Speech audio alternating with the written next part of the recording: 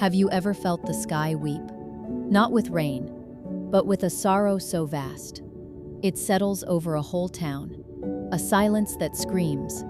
A story has reached us. From the heart of Texas, a story of water and of loss, of little lights gone out too soon. Our hearts are there right now, with the parents, the families, the community whose world was washed away. There are no words that can fill the space where a child's laughter used to be. We know this, so we will not offer empty words. We will offer a sacred space, a place to bring your broken heart, a place to sit in the holy dark. Because your pain is not yours alone. Tonight, we hold it with you. We share the weight of your silence, and we begin the slow walk toward healing. Together, the first thing you notice is the silence. A silence shaped like a person. It sits at the dinner table. It lies in an empty bed. It echoes in a hallway where feet no longer run. This is the geography of grief, a landscape your heart now knows by heart. Perhaps you are walking it now, tracing the edges of an impossible new reality. You may have asked the heavens why, screamed it into your pillow, whispered it to a cold moon. Why them? Why my child? Why this pain? It is the most human question, the most honest prayer, and faith is not afraid of your questions. The divine does not shatter with your anger. Your rage is holy.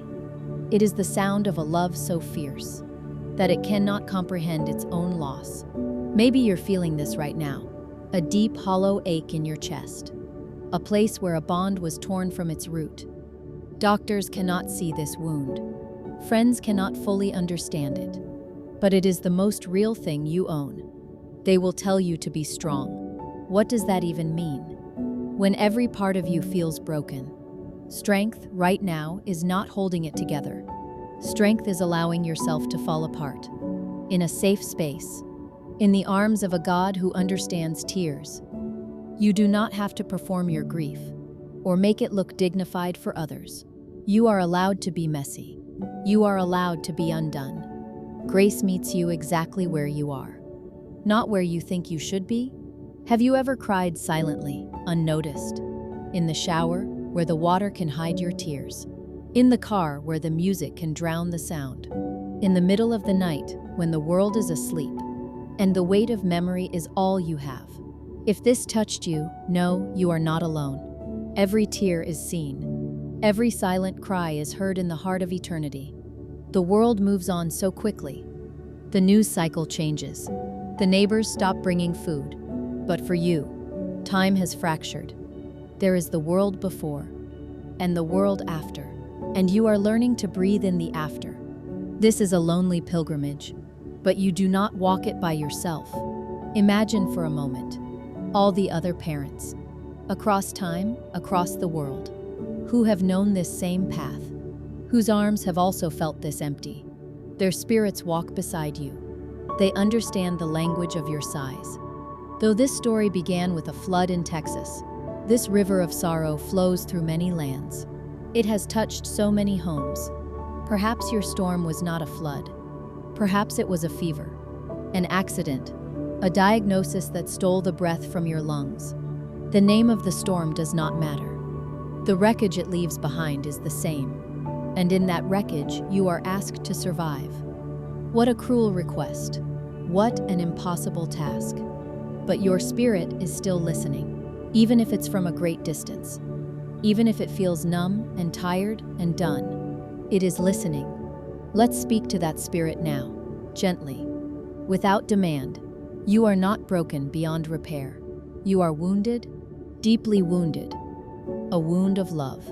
And love, even in its grieving, is sacred. You do not need to find meaning in the loss. Some things are not a lesson. They are a tragedy. Full stop. The meaning is not in the event itself. The meaning is in what you do with the love that remains. Because it does remain. Love is the one thing death cannot touch. It is a current of energy that does not end. It changes form. It flows into memory. It transforms into legacy. It becomes the quiet fuel that gets you out of bed, even when you don't want to. Have you found yourself talking to them? Sharing a small win from your day? Asking for their guidance? This is not madness. This is communion. The veil between worlds is thin, especially for a love as strong as a parent's. They are listening. Your voice still reaches them. Your love still warms them. And what of their light? Those precious souls. The girls from the camp. Your own beloved child. They were not candles blown out by the wind. Think of them as stars, whose light takes time to reach us. They have simply traveled ahead, into a greater light.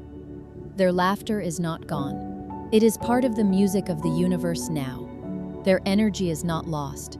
It has returned to the great ocean of Source, from which all life comes, and to which all life returns. This does not take away the pain, but it can offer a different perspective, a way to hold the sorrow, without letting it consume you whole. You can carry the grief in one hand, and a flicker of this eternal truth in the other. If you are a member of that community, a friend, a teacher, a neighbor, you may feel helpless. You want to help, but you don't know how. Do not offer advice. Do not say, "I know how you feel," unless you truly do. Do not say, "They are in a better place," because the only place a parent wants their child is here. Instead, offer your presence, your quiet, unwavering presence. Sit with them in the uncomfortable silence. Bring them a cup of tea, and say nothing at all. Your presence is a prayer. Your silence is a sanctuary. Mow their lawn. Walk their dog. Do the ordinary things that feel impossible now. This is how you love someone through the fire. And what about your faith? Maybe it feels like a ruin, a temple that has collapsed. You prayed for protection. You prayed for a miracle, and the miracle did not come. It is okay to be angry with God. It is okay to doubt. Faith is not a shield that protects you from pain. Faith is the anchor that holds you in the storm. It may not stop the waves from crashing, but it can keep your boat from being swept out to sea. Even a mustard seed of faith, the smallest sliver of trust, that you are not abandoned, that this is not the end of the story, is enough. Grace is holding you, even when you can't feel it. It is in the breath you just took.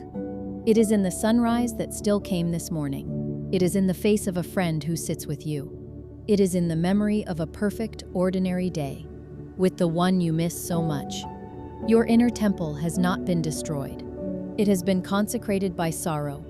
It is now a holy ground, where memory and eternity can meet, where you can come to honor your love, and listen for the whisper of their spirit. Still near, still bright, still yours. Slowly, gently, you can begin to sweep the debris, not to forget, never to forget, but to make a small, clear space. A space to light a candle, a space to place a flower, a space to sit and breathe. Peace begins when you return to your breath. It is the rhythm of life, connecting you to the present moment, connecting you to your own resilient spirit, connecting you to the great invisible web of life that holds you, that holds your child, that holds us all. You are loved. You are seen. You are being held through the longest night and into the gentle dawn that will, one day, come. You are not withdrawing in bitterness. You are returning to your center and inviting the divine to dwell in the very place you got lost. Let us prepare our hearts to do that now. The music shifts slightly, becoming a soft, supportive presence. The voice is filled with a gentle, prayerful strength. Let us now, together, enter the temple of the heart. Let us close our eyes and breathe. One breath for the sorrow, and one breath for the grace that holds it. Let us speak to the great, compassionate heart of the universe, to the divine source of all life. O great and tender Spirit, God of all comfort, we come before you not with answers, but with open, aching hearts. We are your children, lost in a valley of shadow, and we are calling for your light. First, we lift up the precious souls, the daughters of Texas, and all the children called home too soon. We see them not in the dark water, but dancing in a field of endless light. We see their smiles, free from all fear, We hear their laughter, a part of heaven's song. Receive them, gentle shepherd, into your eternal peace. Let them know they are loved. Let them feel our love, a warm blanket, wrapping them in light forever. We release them from our grief and into your glorious care. They are safe. They are home. They are at peace. And now, we pray for the parents. O divine comforter, be so near to them. Descend into the hollow places of their hearts. For the mothers whose wombs ache with memory. For the fathers whose strength has crumbled. For the arms that reach in the night for a child who is not there. For the ears that listen for a footstep that will not come. Grant them the courage to face the dawn. We do not ask for you to take away their pain, for their pain is the shape of their love. Instead, we ask for strength to carry it. Wrap them in a peace that defies understanding. Quiet the voice of guilt. Soothe the fires of anger. When the question why rings in their minds, answer with your silent, loving presence. Let them feel held. Let them feel seen in their deepest anguish. Send them signs of their child's eternal spirit. A feather on the path, a song on the wind, a dream that feels more real than waking. Let them know that love never dies. We also pray for the families, for the brothers and sisters, who now walk a path of unspoken loss, for the grandparents, the aunts, the uncles, whose grief is doubled, for their child and their grandchild. Knit them together in love. Give them patience for each other's journey, for everyone grieves in their own way. In their own time, we lift up the community, the friends, the teachers, the first responders, who witnessed the unimaginable and stood in the gap with courage and tears. Bless their hands and their hearts. Heal the trauma they carry. Strengthen the bonds of compassion that unite them. May they be a beacon of human kindness in a world that desperately needs it. And now, a prayer for all of us, for everyone listening with a hole in their heart, for every parent who has said goodbye too soon. We invite you to place the name of your child into the center of this prayer, silently in your heart. Let us hold that sacred name together, in this circle of light. Lord, today we return to ourselves, and we invite you to dwell in the very places where we got lost. We surrender the crushing weight we carry. We lay it at your feet. The anger, the confusion, the despair. We give it all to you, because we cannot carry it all. In its place, we ask for a seed of peace. We ask for a flicker of hope. We ask for the grace to take one more breath, and then another. We affirm that love is stronger than death. We affirm that we are eternally connected to those we have lost. We choose to honor their memory, not with a life of endless sorrow, but with a life of enduring love, a life lived with more compassion, more kindness, more presence, because of the love they gave us. Thank you for the gift of their lives. However brief, however beautiful, they changed us forever. And for that, we are grateful. Amen. The music becomes very soft, a gentle underscore to the voice, which is now calm and reassuring. Their life was a gift, and your love is their forever echo. Carry it with tenderness. Carry it with grace. The path forward is not about forgetting. It is about learning to live with their light, shining from a different shore, guiding you home to yourself. You are not alone on this journey. We are here with you, holding this sacred space whenever you need it. Breathe deeply now, and know that you are held in a love that is vast and everlasting. I'll be back soon with a new message to strengthen your spirit. Subscribe to stay with us.